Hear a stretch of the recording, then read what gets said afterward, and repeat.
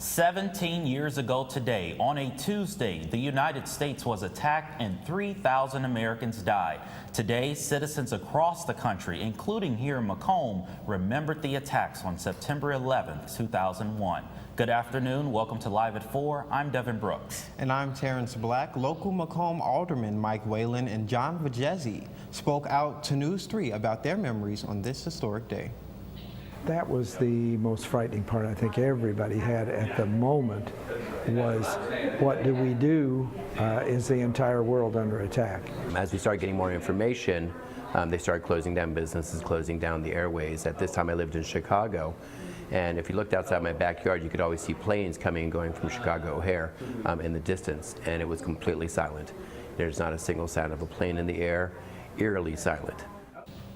Local high school students used today to serve the community. Students planted mums in Macomb's Chandler Park and Marietta Phelps parking lot in remembrance of those who lost their lives. Today at 8:46 Eastern Time, a moment of silence marked when the first plane hit the first tower at World Trade Center in New York.